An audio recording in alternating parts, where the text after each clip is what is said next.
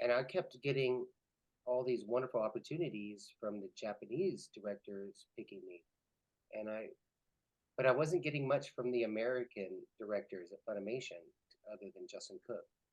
And I asked a woman who's Japanese, who in the Funimation department. I was like, "Why do you think I'm getting all of these parts from these Japanese directors?" And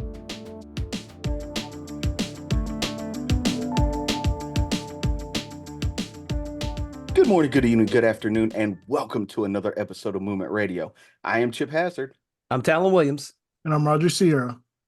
and we're joined by a special guest today. Uh, you might know him from Dragon Ball Z, maybe Attack on Titan, maybe Full Metal Alchemist, or it could be that band he's in. We're joined by Daniel Katsük. Daniel, how are you today? doing very well. I'm doing very well. Honored to be here. Thanks for having me. Man, we really appreciate you joining us. Um, it's an honor for us. So, Absolutely. Yes. but for those who may not know, who is Daniel Katsük? Well, you can find me on Match.com. I've been, well, I mean, I've just been in the anime community for about 20 something years now. So, and and I've been blessed to be and lucky to be in some very wonderful shows, and had a lead role in a few things, and got to do some music for some other projects with it. And I got lucky to meet someone in Funimation who was like, "Come on, let's come," and just kind of opened the door for me to really be able to share. And I had no idea that I was going to go into this field whatsoever, because I was playing music and touring nationally with my different kind of bands that I was in since I was 20. So, and now I'm a ripe young age of 48. So, when this all kind of started happening, I was like, "Oh, this will be fun," and it turned into something really, really beautiful. And I had no idea. It was a left turn in Albuquerque for sure. I So, like it. yeah. So Chip asked the question, "Who are you?" I'm going to ask the question, "Who were you before you got into the anime industry? Before you started doing the voiceovers and things of that nature? Like, what kind of started that for you to want to go into that line of work?" Well, I've always enjoyed doing accents, and whether whatever gamut it is, I've always enjoyed just how beautiful the human voice can be, and all of its dialects and all of its cultures. And I grew up watching the Muppets and Fraggle Rock, and all of these amazing, beautiful shows that just kind of really made me want to be a puppet myself, a human puppet, and but with no hands in the wrong places. But I've enjoyed just all of Jim Henson's stuff, and then growing up with Robotech and in the 80s, and just going, "Oh my God, this is so amazing." And then I ended up finding music when I was 13 and started playing, and that was the direction that really pulled me. And then I ended up getting in a band called Spoonfed Tribe, and with some dear friends, and we started touring and played Lollapalooza and played the Bob Marley Festival nationally, and went on tour all over, and had some really amazing experiences. And I was playing a solo show in Fort Worth, Texas, where I'm at, and someone just came up to me and asked me, "Have you ever thought about doing voices for cartoons?" And I was like, "Who hasn't ever thought about doing voices for cartoons, man? That's ridiculous." And, And it just so happened to be Justin Cook, from Funimation. Okay. And he was a friend. My band played with his band, Peach Truck Republic, and we would all play together a lot. And I knew him, but I didn't. He never really talked about that he was a producer and director at Funimation. He's just like it was all about music. And then one day he was like, I hear your voice, and I'd like to see if you're right for this part. Like what part? You know? And it was like, well, just it's this thing called anime. And I was like, anime, okay, all right. I'm still in my early 20s, and I didn't know too much about it, and so so he's like, just come into this place called Funimation, and we're gonna audition you, and see if it works. And I get there, and he's like, I don't need to audition you. I already know it works. I've listened to you sing like 40 times now. I know where your voice can go, and so I have a part for you. And I just kind of opened up the door. I feel like I was kind of in the right place at the right time, honestly. So what kind of what genre of music did you guys perform? So Spoonfed Tribe is a highly energetic drum psychedelic rock and roll thing. It's kind of a mix between Pink Floyd, Jane's Addiction, Rusted Root, and Dead Can Dance, and it's kind of all over the place, pretty schizophrenic, but very very uplifting, and just we'd all come out in masks and face paint, and it's very I guess costume oriented, and we just really wanted to create an event for people. That was not like we're going to go see a band play. We were like, no, you're going to an event. This is an event. This is an extravagant. So we've been doing that for a while. Awesome. That's awesome. So when was your first musical gig? You said you found music when you were like 13. But where did that take you? Your first like gig that you were like, this might be something that I could do. I think that was, well, Spoonfed Tribe had already been around, and I've known them forever, and I had known them for 5 years before then, and I was the bass player, my friend Brandon Jerome, his best friend, and so I just go to their practices and just hang out in the corner playing a bongo, and and they had another singer at that time, a guy named Marcius Clay, who passed a few years back, and just phenomenal singer, and I loved them, and I would just go to everything that they did, and just huge fan, but just friends with all of them, and then they ended up letting Marcius go because he was like the ultimate lead singer, where he would pee off the front stage on, on the people in the front row What? and bail them out, and they'd have to bail him out before the show. I mean, he was just literally a total Perry Farrell, and he was, but amazing. And so they ended up finally letting him go, and still one of the best voices I've ever heard in my entire life. So, and they didn't ask me to be a part of it then. I'd always sung, but I don't think they really knew my voice at that moment. And then I decided to go hitchhiking for about a year, and just traveled the country and started writing songs of my own.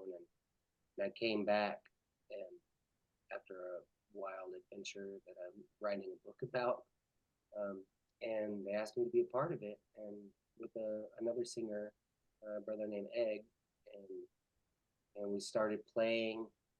They had already had a good following, so then we started playing the Ridgely Theater and Trees and Club Dada in Dallas. I'm not sure where y'all are based out of, but I we're all in Tennessee, but I'm originally from Texas, so yeah, so Chattanooga born and bred. okay, all right. So Deep Ellum in Dallas, and just all over the place, and we started making a really big name for ourselves in Dallas, and then got asked to be a part of big festival circuit scene, and it's really kind of took off. I've been blessed by being very lucky in the right places. So you said you performed at Lollapalooza. What was that experience like? So we I don't remember exactly how it came through, but there was a Lollapalooza put out like whenever they were looking for freaks and strange performers to come and be a part of Lollapalooza. And so we answered it. So we went there, and they asked us to perform for them and in front of Perry Farrell of Jane's Addiction, and we gave them our intense shtick that we have, and Perry Farrell was like, and we were like, oh my god! And so they were like, well, just this is what we want you to do, because we did a big marching drum thing, so we called it guerrilla musical warfare, and we would just go out into the in between bands. They would turn off the sound at like Starplex, and which was the big amphitheater, and we would just go and just play drums in the middle of the audience, and just start this crazy dance party. And that's all they kind of really wanted us to do. And then they were like, y'all need to come everywhere else. And so we just went to every single Lollapalooza for that year. I'm top of my head, I don't remember what year, but It's been a little bit. a little bit. So you kind of transition from uh music to anime. You said, you met Justin Cook, and he kind of introduced you to the anime world, and he had this role that he provided for you. What was that first role? Do you remember? It was a Touya in Yu Yu Hakusho. I was an ice demon in one of the dark tournaments, Yep. and Awesome. no, it was great because Yeah. all of a sudden I was a character that had superpowers, and that was the coolest shit in the world. And, and then so from there, where does anime take you? Uh So once I was into once I got a part of Toya, then I spent I'm not sure how many episodes on that, and then we signed a contract with them, and so they would just call me basically every week and say, hey, can you come in and audition for this? Hey, can you come in and audition for this? We need um, a Wallace session, so you're going to be in this booth that is um, 2 foot by 2 foot with 18 people. And so, there's like, no, I mean, I'm exaggerating, but it's a very Okay. small booth. You have like, you're all in here going, all right, you're all being killed right now. So I was doing a lot of just Wallace sessions, and then individual sessions. And then I was getting into other auditions, and finally, got like a lead role in Spiral, which wasn't on Cartoon Network or anything, but it was still just such a wonderful experience to be chosen to be a lead role in a series. yeah. Yeah, I mean, that had absolutely. to make you feel good about kind of where your career trajectory was going. You're like, I'm the lead. I'm the guy. Yeah, yeah. I mean, yeah, it felt amazing because I hadn't. This was not my trajectory whatsoever, and to all of a sudden to be put in a situation, it was because I all I want to do is sing and write songs and play music and share with people in that way, and um, cartoons and the Muppets, and just sci-fi has always been just a core part of my heart. And all of a sudden, I'm being able to voice, a character, and hear your voice back through a character was very just, I was just kind of blown away by it. So do you enjoy voice acting more than performing on stage, or is there really a big discrepancy between the two? Well, I mean, I I guess it's, well, when I'm singing my songs, it's me. It completely all came from me. I wrote the music, I wrote the lyrics, I spent hours on, this is my heart trying to express like this pain, this woe, this beauty, this joy, this anger. So with that, it's more me, you know. When I'm reading other people's lines and I'm reading um, other people's written material, it's you it's not so much you anymore. You have to kind of step into that person's, what you believe to be that person's idea and personality and what they were trying to put forth and come across. And we just have to hope that we do it well, and that they smile from it and go, all right, thank you. That's exactly what was in my heart when I wrote it and the emotions that I was feeling. So it is so I mean, I love it. I love it. I love both. I guess, singing my own stuff is obviously going to be a little more powerful for me. But two, I don't ever get to see myself singing my songs back through a cartoon and the anime. So that's a whole other level of excitement, that I don't get from my own music. So there's joys in all of it. Okay. That's awesome. That's awesome. Now, have any of your like original songs been used in any of the anime? Do you do anything like that? Yeah, I have a song with my group Spoonfed Tribe that I wrote. It's called Beetle Orange, and it was in a Dragon Ball Z movie. Um, Broly, I'm not sure which one. Actually, I was looking that up earlier because I knew y'all would ask this. Which one is that? Let's see here.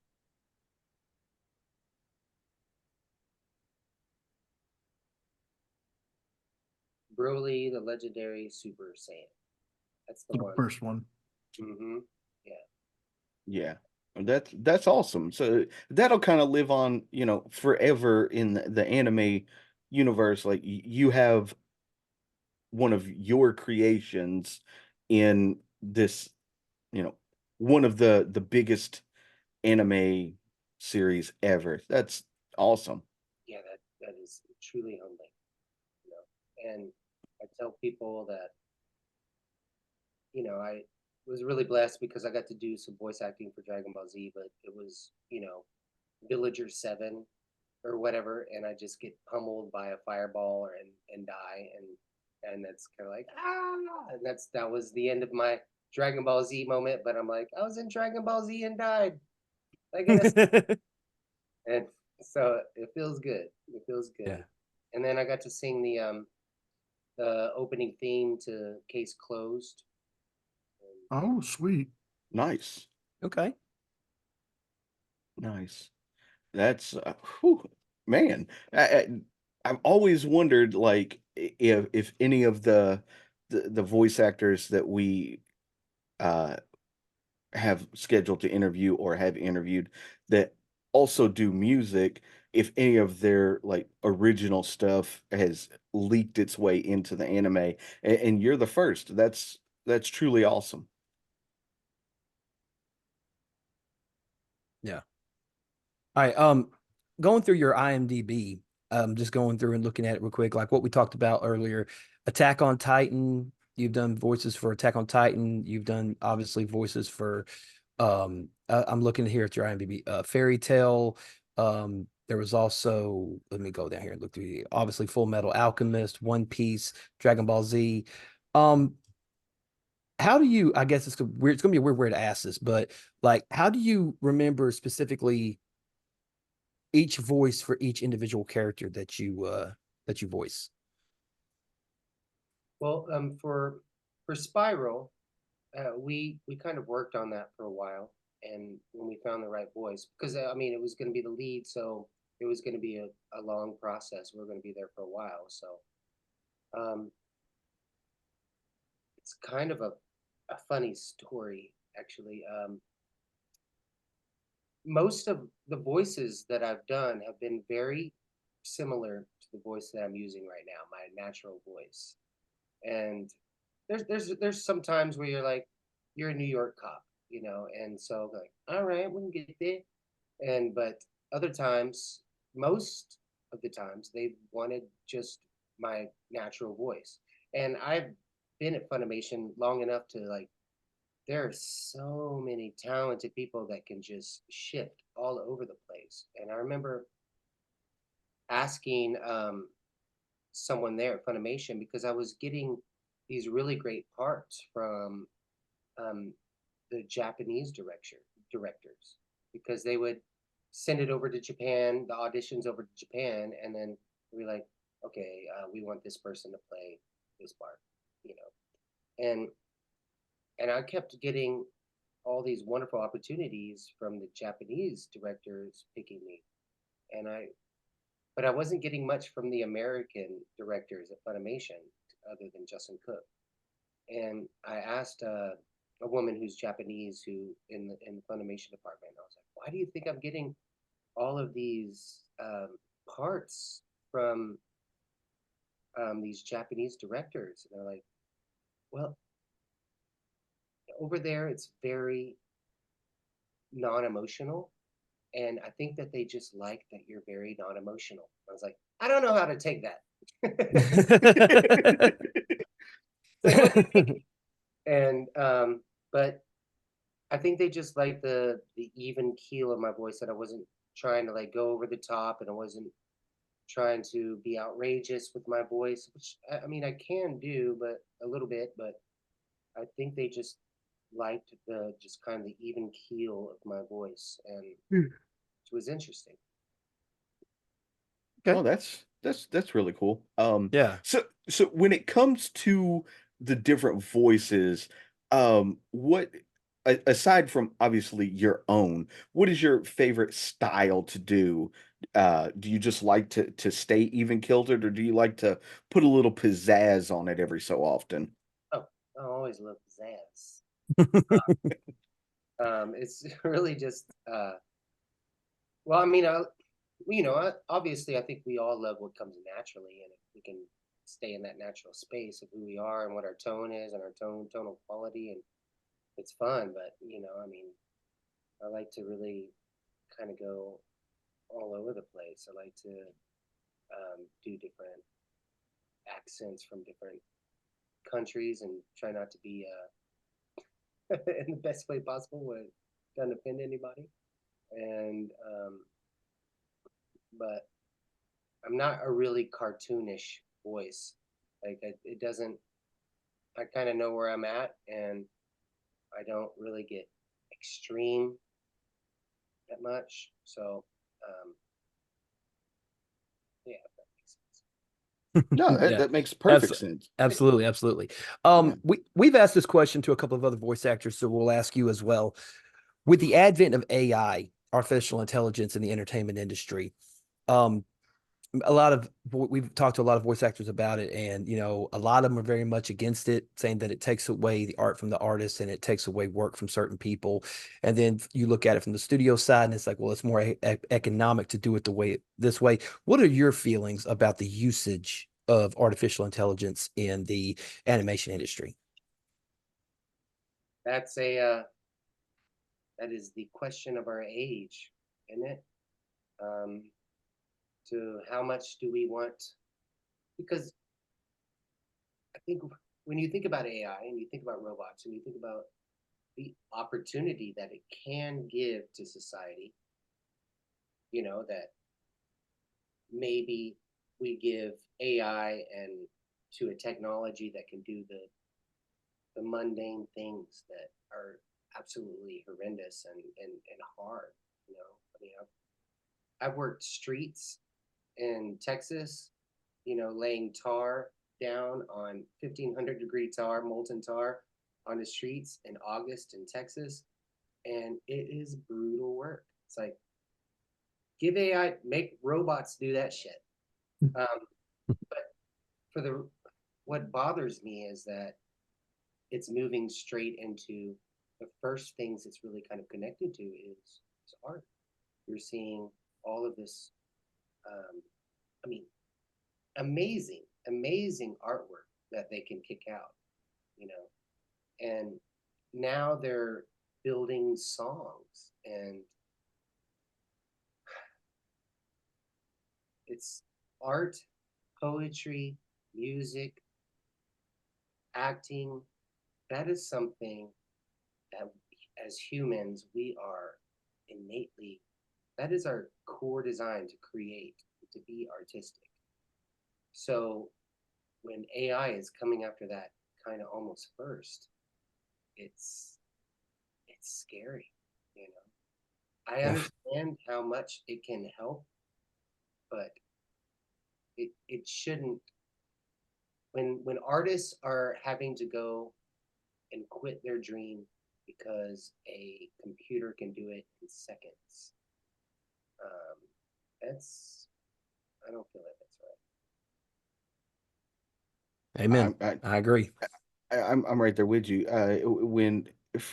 My thoughts is like once you start taking the natural emotion from the art, because whether in my opinion, whether you like draw or make music or come up with these voices or whatnot, there's emotion behind it. It's a human emotion. Once you take that away, it's no longer art. Yeah. No. You can come from a place of pain that is read about or pain that you have experienced, and that's a whole different universe. Yeah, Even I if you're agree. an AI brain or you're a human. Yeah. So we'll jump off of anime for a few minutes. I want to get back over to your music. So you've been playing since you were 13, and whatever. What's your favorite instrument to play? I was reading your bio and it's like you list like 400 instruments. I might be exaggerating a little bit, but Kazoo. I'm a master kazoo player. No, I'm just kidding. No, my favorite instrument to play is Native American. oh, nice. Interesting. It, That is why? different. Yeah, I I've was gonna learned say. about 20 years, and they're just. Oh wow. Oh, what's so special about the Native American instruments that just makes you gravitate towards that? Well, I'm part Chickasaw, and I heard this meditation album one time that had Native American on it, and it felt, when I heard it, it was it was like, you know, when you have those moments where you meet somebody and you're like, oh dude, I've known you for my whole life, and you just met them. Mhm. That Yep. was an instrument for me, you know. And I started playing it, and I knew how to play it. Like, I didn't have to learn how to play it. I mean, we're always learning. We're always learning your instrument. You're always learning your craft and getting better, and going, oh wow, I never knew I could do this on this. Wow, this is a new moment.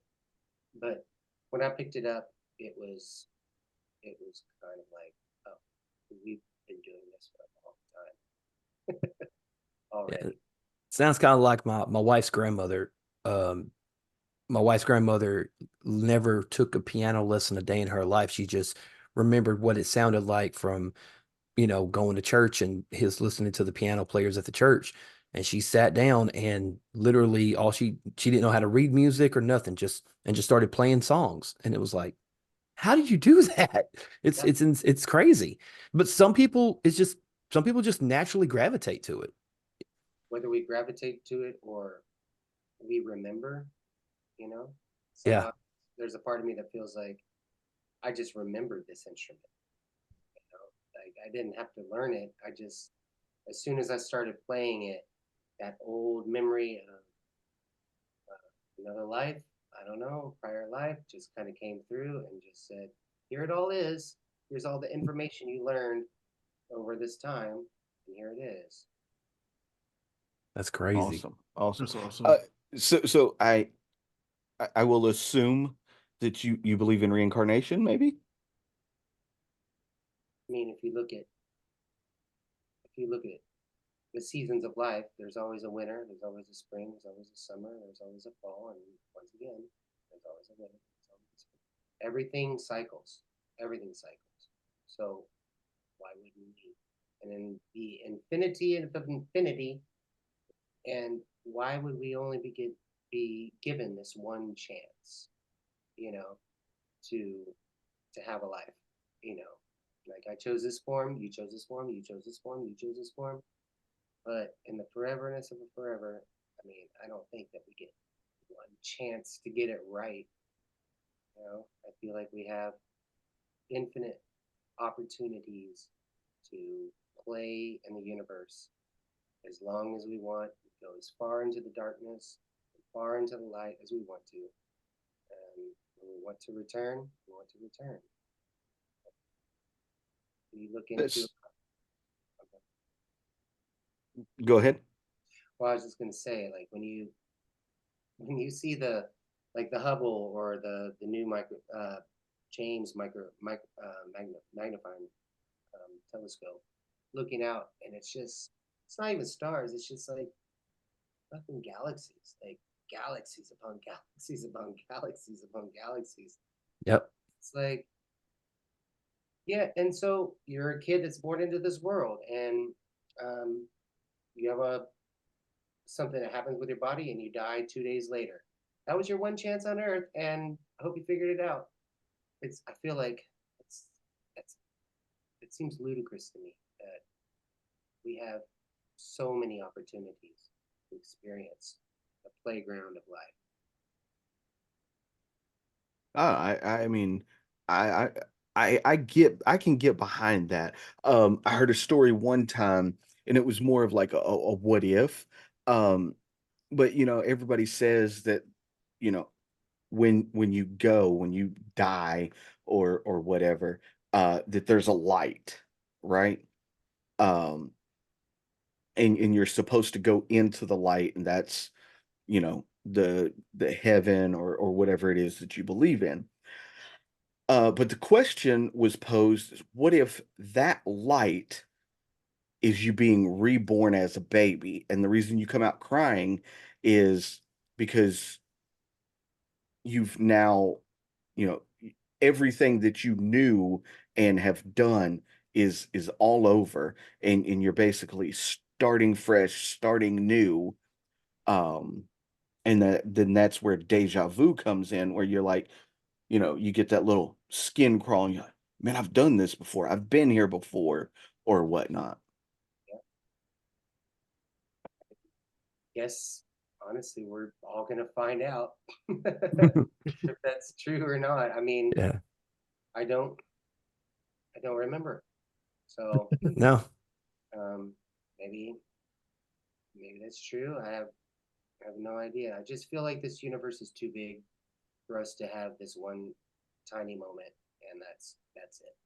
Yeah. I I got a buddy of mine. He was like, some people believe in reincarnation, some people believe in heaven and hell, some people believe in nothing at all. And he goes, the messed up part about it is somebody's right. Yeah, one is right. I said, so what do you believe? He goes, I'm waiting for the credits to roll on this movie before I watch it. Like, all right.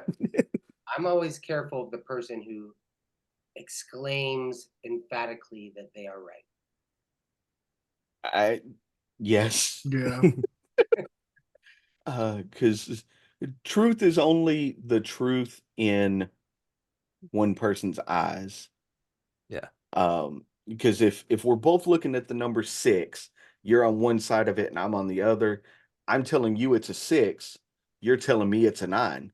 We're both right. Mhm. It's just how you look at it. Yeah. Yep. And Yep. be Go able ahead. to accept that someone might see a 6, and that's Yeah. okay. And that's okay. Yeah. Yeah. I think one of the greatest quotes I think I've ever heard in my life was, "The fear of death is greater than death itself, but the fear of the unknown is the greatest fear of all." So it ain't that people fear dying, is that they don't know exactly what's on the other side. Now, you can believe that something is on the other side, or you can not believe that something is on the other side, but you don't know. And that's the unknown. And most people fear the unknown. Yeah, because the unknown is not logical. It's not reasonable. You know, you're sitting on a space of on the edge of a cliff, hoping to understand something that you have no idea of what you can understand. And I don't know. Some people have had spiritual connections and spiritual experiences that will turn their belief into a knowing. And I think that's really one of the goals of the path is to, I mean, we can all believe something, you know, but belief is just a hope. But when you turn in that belief into a knowing because you have an experience, you know, I didn't know that I had an out of body experience in a meditation where I rose up above my body and could turn around and look at my body and on the table in this meditation, and I flew around for a while, and that was the first time I go, oh, I'm not my body. I'm not just my body. This is just a car. This is a cool car. Yeah. It's driving. Yeah. We are on a space rock barreling through outer space wearing meat suits.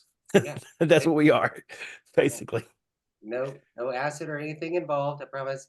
It was just Well, I was fixing to ask you about ayahuasca, but I didn't want to. I didn't know if you'd be offended or not, so that's why I didn't say nothing.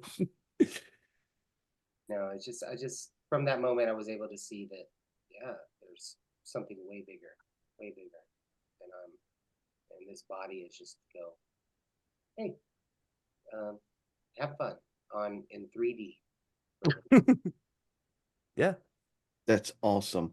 Do you also possibly believe that there are other life forms that are out there? I think it just goes back to what I said earlier when I was saying when you see how many zillions and billions of galaxies there are, to think that we're the only life in the universe would be pretty self-centered. Yep. No, I mean, I mean, if bacteria can grow on the outside of the space shuttle in space, if it can grow on the inside of a nuclear reactor, life can grow anywhere. You know, if there are like bacteria that can grow underwater next to a volcano in the most harshest extreme spaces, then yeah, just like on here, just here, like here on planet Earth, you have extremely intelligent beings, and I'm not even putting us at the top, and you have beings that are still lower in their evolution. Why, in the microcosm of the macrocosm, why wouldn't that be throughout the universe? There's beings that have probably figured it out, and then there's beings that haven't figured it out as much as we have. So, I mean, I think so. Yeah, I'm right there with you. I watched a documentary one time. I can't remember the name of the documentary, but it was a space documentary. I can't remember if I don't remember if it had anything to do with the Cosmos show that Neil deGrasse Tyson was doing, but it was something similar to it. And they said that when you talked about galaxies, it said that in just our Milky Way galaxy, see, when we think of the solar system, we only think about our 8 planets: Mercury, Venus, Earth, Mars, Jupiter, Saturn, Uranus, and Pluto, I Neptune. still believe in Pluto. Yeah. Pluto's Yeah. real. Pluto. Yeah, Pluto but is a planet. I agree. I just didn't want some science nerd to, get in the comments angry with us. But anyway, Fuck 'em. Yeah. all right. But yeah, but that's just our solar system. Yeah. That's one part of the galaxy that we live in. Mm-hmm. But according to this documentary that I watch, is that we have over 600 million little solar systems within the Milky Way galaxy. Yeah. And over 700, I think 700.3 trillion stars. And then our closest neighbor, which is the galaxy Andromeda, has just as many stars and planets and suns as ours does, if not more, because Andromeda is a little bit of a bigger galaxy than the Milky Way is. So when you look at it from that perspective, it's like we can't be the only life form in the world. Like sentient beings, human beings, like we can't be the only ones, you know. And this is coming from somebody who is a Christian. And I still think that there's other life forms out there. There has to be, because the world, like what you said a minute ago, the universe is so big, there has to be more than just planet Earth in some respects. I think Christianity can explain it, you know, a particular way, but also I think it falls short sometimes too, you know, because there's, you know, the first lines of Genesis is in the beginning there was a word, and then the word created the light, you know, and what if the word was? It's all about interpretation. Yeah, absolutely. So if the word was sound, music, and then from that sound created light that spread through all the universe, all the universes, or all the galaxies and whatnot, then that is, I feel like whenever you interpret something as absolute and verbatim, we're missing the analogy that's been trying to be given to us. Like, and then the light spread, you know, and God covered the heavens with stars, and that's the universe, you know. And so, yeah, maybe Jesus has to go to every single planet in in the universe. I don't think so. I think it's more of just that it is a consciousness, that Christ consciousness that allows people to wake up and remember who they are. Yeah. They are sons and daughters of one, you know, force, whatever, you know, whatever you want to call it. Oh yeah, yeah. Yeah. Spirit, welcome to Yeah. So we'll change gears just a little bit here. On your website, your bio says that you have over 400 songs, 10 published albums, and national tours. So you've been writing songs for a long time. Yeah. That's, man. This is what Like, what's your process of like Songwriting. yeah. process of writing. Yes. Mhm. I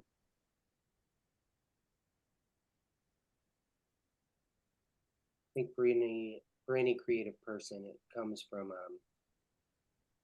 a space of feeling,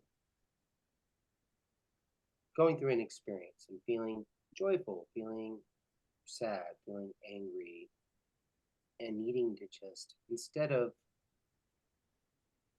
disappearing into our phones or shows or TV or even relationships, you know, or food or whatever, just picking up your pen and writing, picking up your guitar or whatever instrument it is, and just finding a way to get it out.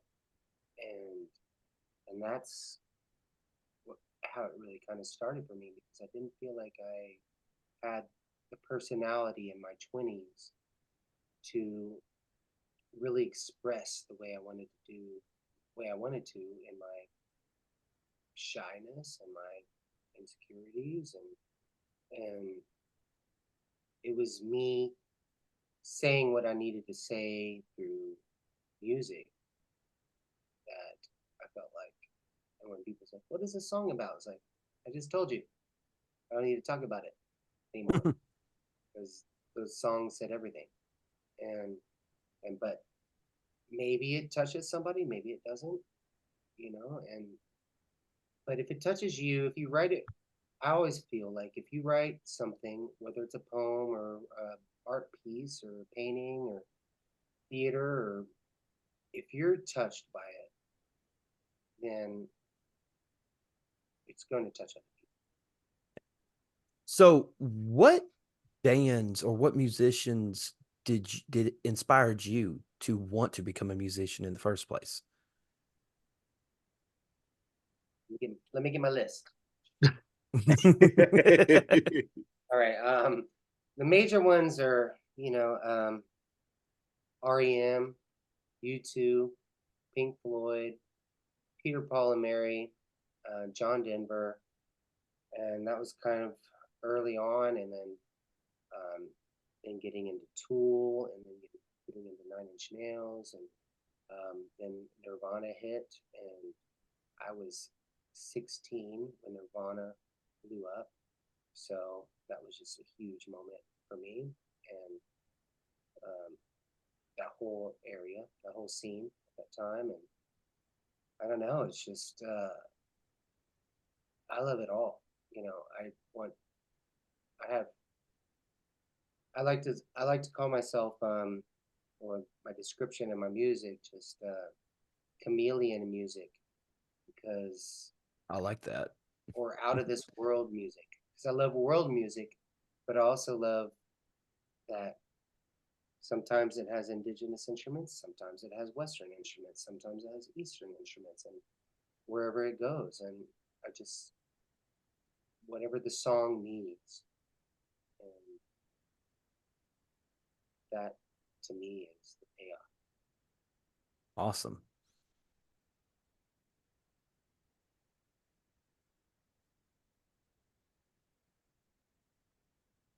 Lost you, Chip. Think your mic's off, Bubba. I'm sorry. Yeah, I had something it like popped in and then popped back out, and I completely lost where I was going there. I was like, what's going on? That's what I was worried. Oh Oh, shoot. I hope we didn't lose him. yeah. No. I'm here. I'm here. What's next for Daniel? What's coming up? Well, so I'm not in Spoonfed Tribe anymore, but I'm still in this group called, which has a lot of the members from Spoonfed Tribe, and we're doing this thing called the Skin and Bones Drum Cult now.